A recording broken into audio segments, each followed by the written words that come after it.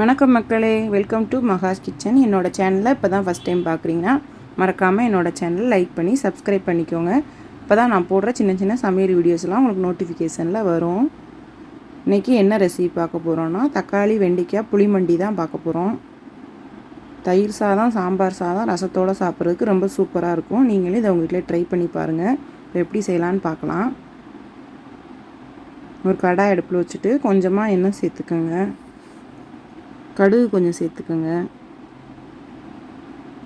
புளிமண்டினாலே 2 வெந்தயம் கண்டிப்பாக போடணும், அதனால் வெந்தயம் கொஞ்சம் சேர்த்துக்கோங்க. வெங்காயம் ஒரு வெங்காயம் கட் பண்ணியிருக்கேன், அதையும் சேர்த்துட்டு 2 பச்சை மிளகாய் நீல வாக்கில் கட் பண்ணி அதையும் சேர்த்து வதக்கிக்கோங்க. வெங்காயம் நல்லா நிறம் மாறி வரட்டும். ஒரு கொத்து கருவேப்பிலை,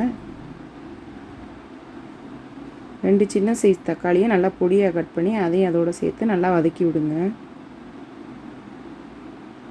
நல்லா வதங்கி வரட்டும். இப்போ கொஞ்சமாக கூட்டுக்கு தேவையான அளவுக்கு உப்பு சேர்த்துக்கோங்க. வெங்காயம் தக்காளி கொஞ்சம் சீக்கிரமாக வதங்கிடும். இப்போ பொடியாக கட் பண்ணி வச்சுருக்க வெண்டைக்காயும் அதோட சேர்த்துக்குங்க. சேர்த்து நல்லா வதக்கி விடுங்க. அந்த வெண்டைக்காயில் உள்ள அந்த பிசு தன்மையெல்லாம் போகிற அளவுக்கு வதக்கி விடணும். பொறுமையாக தான் வதக்கணும், அப்போ தான் அந்த பிசு தன்மை இல்லாமல் இருக்கும்.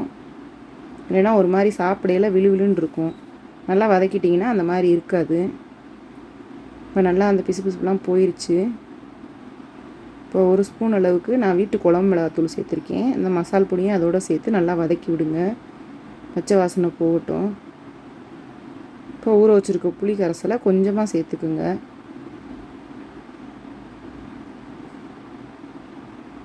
சேர்த்து நல்லா கிளறி விட்டு அது நல்லா ஒரு கொதி வரட்டும். கொஞ்சமாக வெறுமனே தேங்காய் மட்டும் அரைச்சி அதையும் அதோடு சேர்த்துக்குங்க.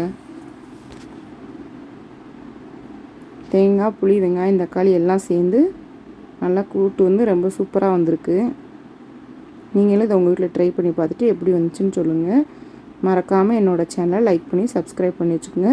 கடைசியாக கொஞ்சமாக நாட்டு சர்க்கரை சேர்த்து இறக்குங்க, டேஸ்ட்டு சூப்பராக இருக்கும்.